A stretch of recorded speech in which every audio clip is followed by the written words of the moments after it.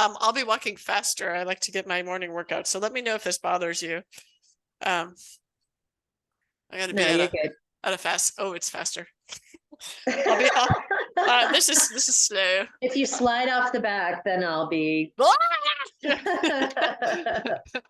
Anyway, so I'm sort of in my pajamas here, and walking on a treadmill. And Oh, so, let me just turn off I'm making a cup of tea. Is that okay? yes, please. Okay, okay. Yeah, it's all very casual. All right. Yeah. So basically, I'm asking my friends and family, what is your passion? And it does, you don't have to pick one, like whatever it is today that you want to talk about, but I don't like to know ahead of time. I just want to listen and find out and discover what your passion is. I love that. I love that. Well, I did an exercise not too long ago. Well, I guess it was a while ago now that really landed me sort of. It was an exercise on creating a purpose statement, which sounds so, kind of businessy and leadershipy and all that stuff. But I got to say, it's really, really stayed with me, which was shifting people's perspectives so that they can see new possibilities that encourage them to be kinder to themselves, others, and the planet. And that has pretty much been my passion for my whole career, but certainly since I kind of boiled it down to that, and that really helped me stay on target a lot. Like, is this working on shifting people's perspectives, allowing them to see new possibilities that encourage them to be kinder to themselves, others, and the planet? And the short version, I would say, would be re-enchanting our world.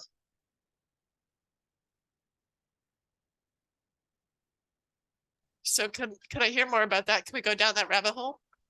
Which one? Both of them? Whatever rabbit hole you decide to assign to that statement. Yeah, I mean, I guess there were a few times when I was a young person that I really had a major perspective shifting experience. And one of them was very early in my life. I think I was 9 years old when the miniseries Roots came out on television. And all of our parents who were liberals at the time were like, our kids have to watch this. So it was like the first time I got to stay up late and watch TV. So I was pretty excited. But then when I started to get a sense of what I was watching, and if for people who may not know, this is really the first depiction of the reality of African abduction and enslavement, and really, really moving and powerful. And with that young mind, I think I kind of cracked somewhere. And, I was, first of all, like, why are we watching this terrible movie? Like, why would you make me watch? Why would you want me to watch this fictional thing? And they were like, no, it's not fictional. It happened not that long ago. And we all need to really remember it and know about it. And it was hard for me to think about going to school the next day. I was like, uh, no. And I think the only way I resolved it in my young mind, I probably didn't put it in these words, was the only way I can keep going in the face of that is to try to help it, make it not happen again, ever. And to try to understand what could possibly lead someone to endorsing that kind of behavior. And so that stayed with me somewhere deep inside.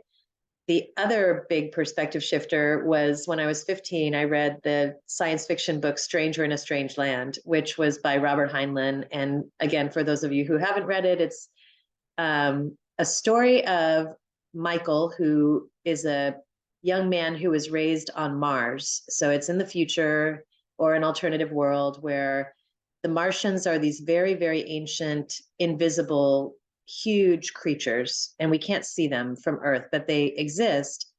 And they are, way, way, way, way, way, way, way far ahead of us in terms of evolution. So humans go to Mars. Two of the parents die, but they have a baby, and he gets raised by the Martians, and finally they send him home.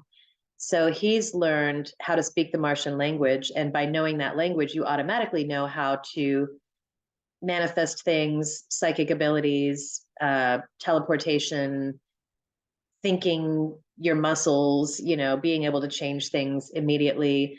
And you also know that, extensive, uninhibited love is the only important currency. And it's great because it's not like he has to learn these things. It's just that he has to know the language. And once you learn the language, you know it. It's baked into how you even think about the world. So something about that when I was 15, I was like, I get that. I get that. I get it. Like that is true.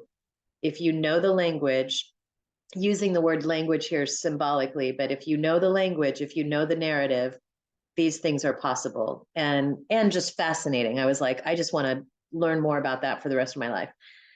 And so then the third big perspective shifter was getting addicted to drugs as a teenager and getting pretty far down the road with meth and alcohol and just kind of being so, Wait, number you were one. ahead of the curve with meth? Oh yeah, yeah. It was way back. It was so long ago, but there, where I was living was like in east of LA, 60 miles east of LA, which is kind of the meth capital of the world back then. And that's just what the kids were using. People weren't, they were using cocaine in LA, but we were using speed out there. And, the first few times I took speed and mixed it with alcohol, I felt amazing. My whole entire mind exploded into a blissful ecstasy state of happiness. And also the negative narrative that had been in my mind since I was probably 10 years old. You're not good enough. Everybody else has the rules, but you don't. Everything you say is stupid. All of this kind of thinking was completely silenced, 100% silenced. And so those experiences were amazing in a positive way, actually. The only problem is, of course, it is addictive and it kills you and it goes away very fast, So after about 3 times of having that experience, it gets really awful and for a long time. And so luckily I was able to, with my family's support, pull out of that relatively quickly at age 17.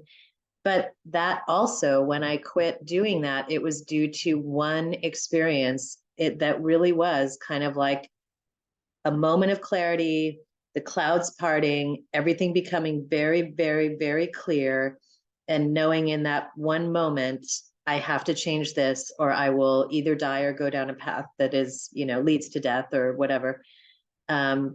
And so I knew that people could change their perspectives in a moment, that one moment could shift your perspective so profoundly that it changes everything about what you think about yourself, what you're doing, what you're going to do with your whole day, how you talk, how you think. So, those were the three big ones.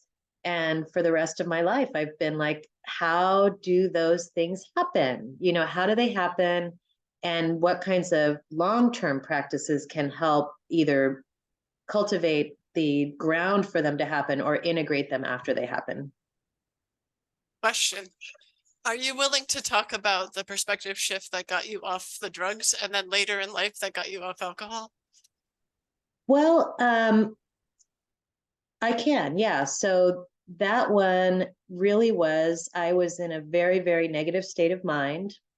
I was in a room by myself. I was playing music at the top loudness level. I would say this is 17 years old, pretty much going crazy. Amphetamine can make something called amphetamine psychosis, where you think people are following you and things like that. And that happened to me. And so I was really, really in a deeply not sane place at that moment. And there was a song that came on that has no particular significance. It was like a familiar heavy metal song. And something happened where it was like, if you imagine a massive cloud of chaos collapsing into one single moment of clarity, and everything stopped, all the mental chatter stopped, all the difficult feelings stopped. And it was just like, it's time for you now to make a decision. And luckily, my parents had said, as soon as you're ready, just give us a call and we have something set up for you. And I was like, that's ridiculous. So I called, and within an hour, I was there at the rehab, and it was great. It was amazing. And then I didn't use drugs or drink for a very, very long time. And even after all of these insights, after working on mind body medicine for a very, very long time, working on wellness, mindfulness, all that stuff, later in my life, my stress level got so high. And at that point, I had started kind of socially drinking again. And I had been going through a divorce. I lost control with alcohol again later in life, not drugs, but alcohol, which was in really worse. It was much worse because I had a child and had a lot of responsibilities, and it was much, much harder. I did not have a moment of clarity like that one I had at the beginning. It was more like crawling out of a very, very big, deep, muddy hole for a long time. It's kind of like when people say losing weight is much easier when you're younger, but when you're later in life, it gets harder. That's kind of how this was. But I'm really, really happy to say that now for a long time again, I've been able to have nothing like that in my life. And through working 12-step programs, through, openly kind of being in therapy and doing practice, it's been, again, a major perspective shifter, this time in a very humbling way. Like, everyone can get lost. Every single person can get lost in a very major way, no matter who they are, no matter how smart they are, no matter what positions they hold in life. And everyone can recover, so that's been, once again, like a big life lesson. So it was humbling in that it was like an identity check. Like is it like I'm still me, even though I have this sort of high status identity? Like, Yeah, is that yeah, it? Something like that? definitely. Yeah, humbling in the face of that. Like, if I define myself, like Ram Dass said one time, the biggest thing that gets in the way of people's enlightenment is thinking of themselves as a meditator. And I loved that quote. So, even if you're someone who is dedicated to health and well-being and consciousness, and all of us either have had these experiences or we've known people who have had these experiences, that you think, oh, how could they possibly be such a hypocrite if they're talking all this stuff? That may be true, but it's also that all of us can get lost. And this is, in all the major spiritual traditions, all the major prophets of the world, Jesus wandering in the desert, Buddha sitting under the Bodhi tree, watching Maya and being tempted to just stay in illusion. All of us can be taken in by the despair of the world and the illusion, and all of us can reach clarity.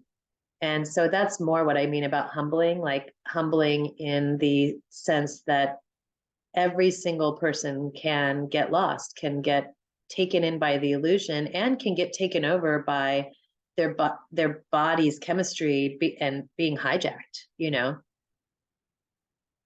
So can you tell me more about why perspective shifts? I mean, it sounds like perspective shifts when you were younger were really powerful in your life. And when you were older, this sort of long form perspective shift was really helpful. And how do you see it in other people? Well, you and I met at the Institute of Noetic Sciences. So another extraordinary story is, of course, Edgar Mitchell, sixth person to walk on the moon, Apollo 14 astronaut, described his perspective shift from space, which was, when he went up in space, he was already pretty excited about things that were unconventional. So it wasn't like it completely changed his curiosity, but he had never had the embodied experience of what he described as an epiphany, and later started to found out that people called it samadhi, or an experience of ecstasy and bliss and complete oneness with all that is, and seeing the divinity and intelligence and order of the universe shining through everything. And then also seeing the planet from space and recognizing how crazy we're all acting, that there are no boundaries between countries, and we've made those up, but we're fighting over them for thousands of years. And so I was captivated by that. I couldn't believe that I got to work at the Institute of Noetic Sciences. I was 31 years old and started working there, and it was just so amazing to be able to work at an organization that was founded from a major perspective shift and was really focused on how do we shift people's perspectives. Pardon me.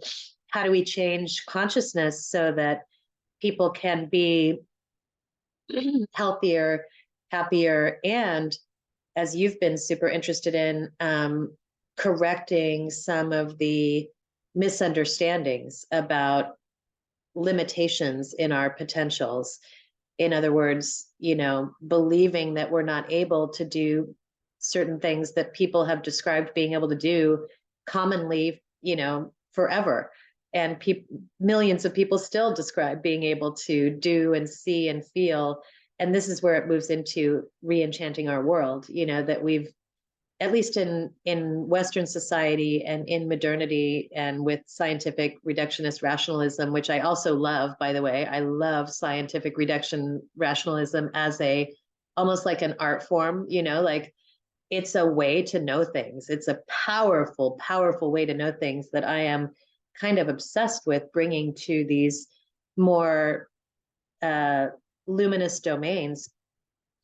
But I'm also really, really interested in what exploring these luminous domains has to tell us about the nature of reality.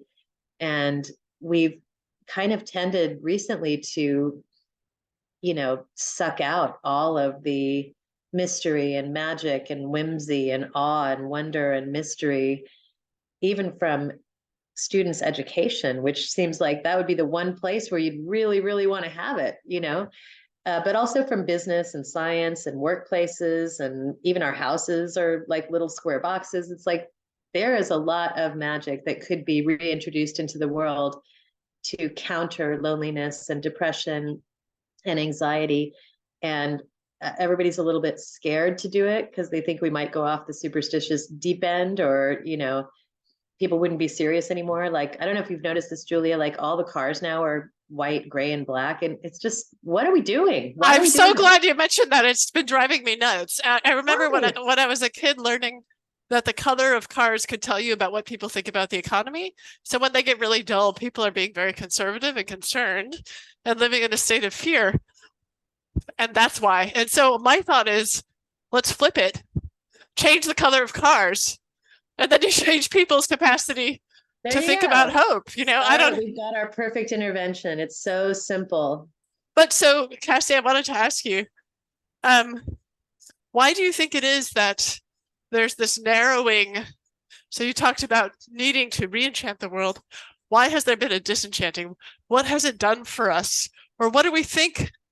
What do we think it's doing for us to narrow the perspective? Yeah, I guess my theory is one of my theories is like society is living in sort of a PTSD from the Dark Ages. So, there was a very long period of time that we did decide to throw rationalism to the wind and just focus on complete superstition. And in fact, we forbade people from measuring things. It was against the law when Galileo was doing his work to, drop a stone and a feather from the top of a high point to see if they fell at the same speed, because it was questioning God. It was more accurately questioning the priests, or to even suggest that the sun was the center of the galaxy instead of the earth being the center of the galaxy.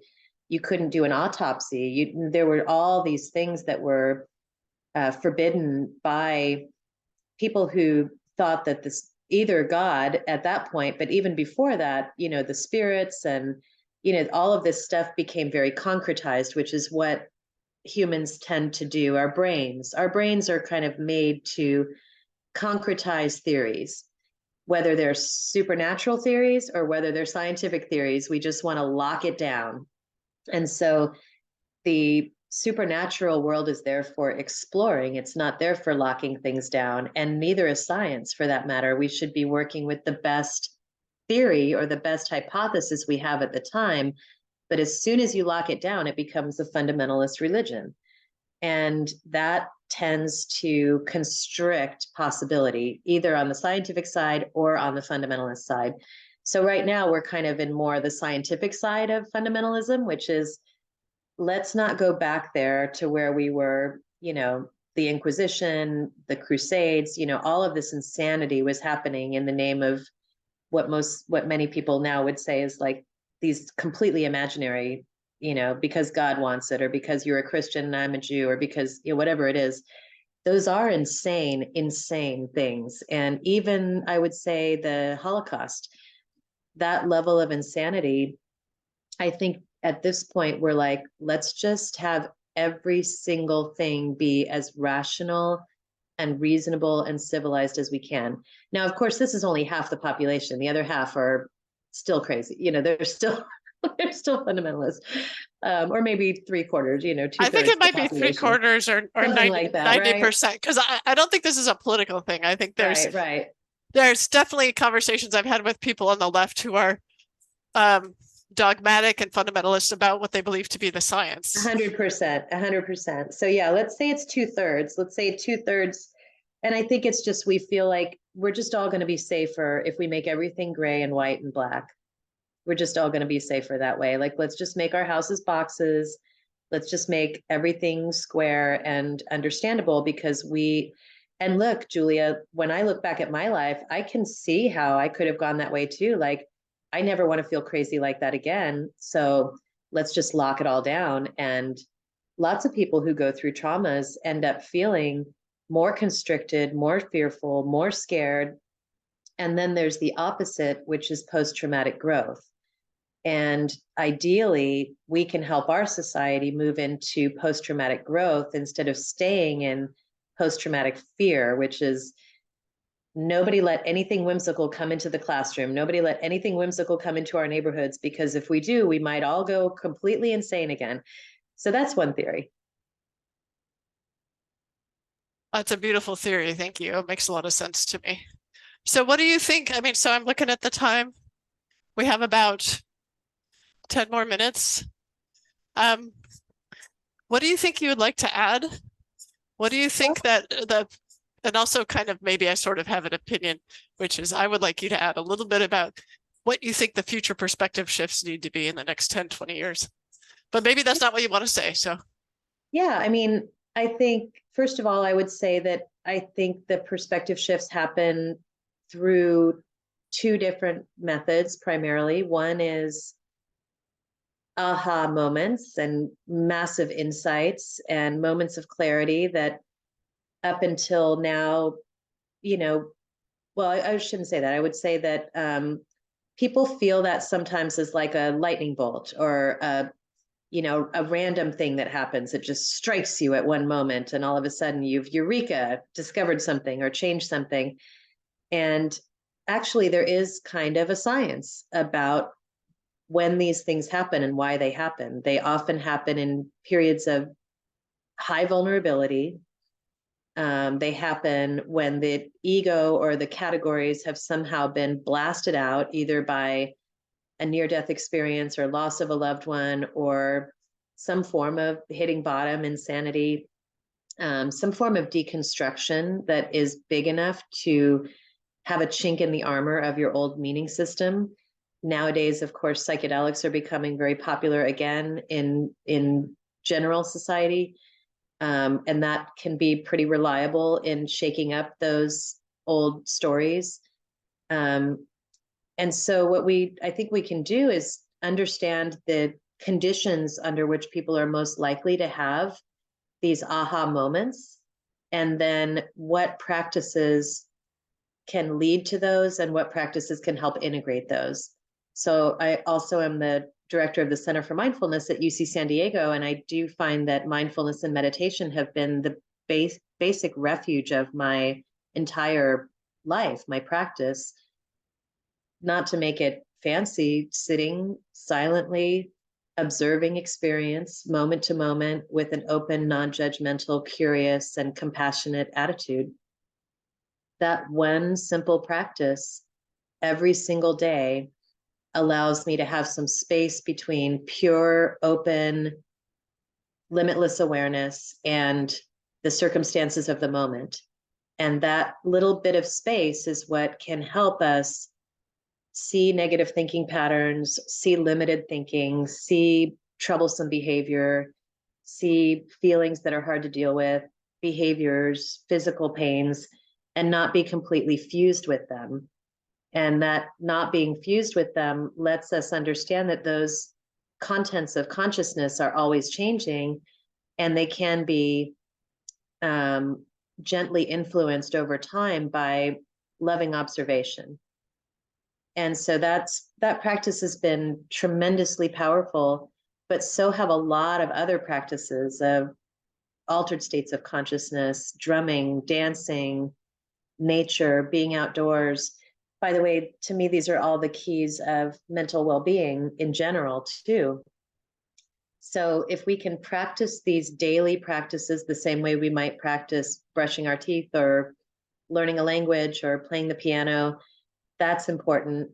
But then also purposely engaging in conditions that shake up our current meaning systems or allow us to question the reigning paradigms or allow us to explore anomalies or really open our minds to the possibilities. That's a practice too. And whether it's taking workshops or doing some form of uh, using compounds that open our minds or engaging in more intense nature experiences or whatever it is, I recommend that we try to set the conditions in place that these kinds of things can happen, and then very quickly spend time integrating whatever those new insights are. So that's what I would say about that. And then what do we need to do in the future? Wait, You know, quick question. You said yeah. very quickly. Why did you say very quickly integrate? Oh, because I think you can have tons of aha experiences, but it's like opening a window in your house and having it slam shut again. You've got to put a stick in the window. When you don't have when your window isn't working, it's like, what is the thing that's going to let that window stay open? Because our brains and our bodies and our minds are made to snap back to status quo, to snap back to homeostasis. And that's good because that's the way we stay alive. But it's not so great for changing your perspectives over time. Cool. Then what were you going to say about the future? Oh, well, I mean, some of it has been the same perspective shifts that have always, the one that I was captivated by when I was 15, which was how do we make love completely central to, how do we make compassion and love the priority? How do we make the well-being of everyone, not just ourselves, um, non-negotiable?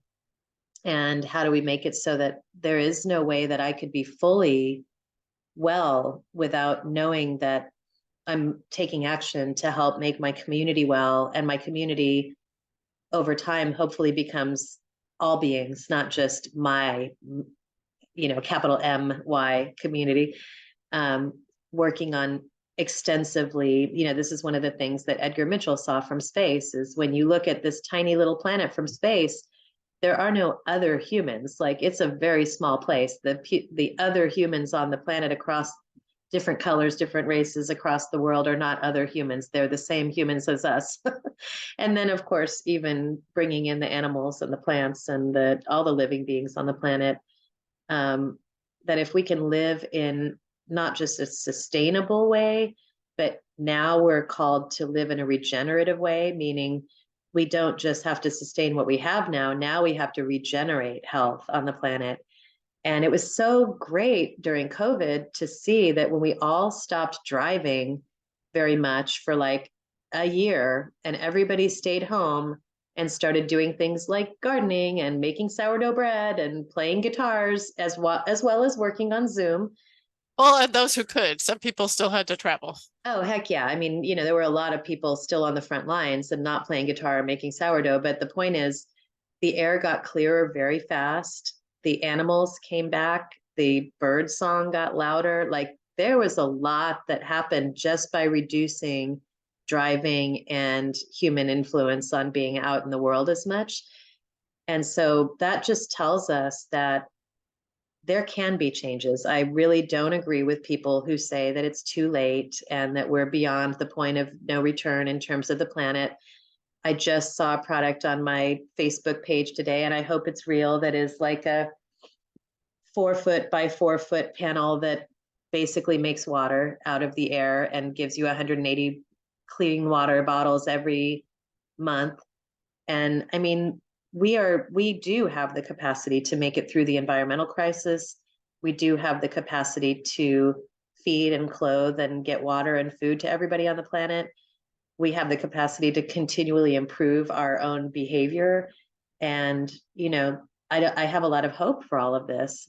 And so, I think the biggest shift is in what are our priorities and what is our sense of possibility. Amen, sister. Thank you. Anything you'd like to add before we're No, done? I'm so glad you're doing this. I love seeing you, and this is really cool. I love the treadmill talks. It's awesome. I don't do much, but my guests are amazing, so it's easy. Thank you for being here. I love you. Great to see you. Bye. Bye.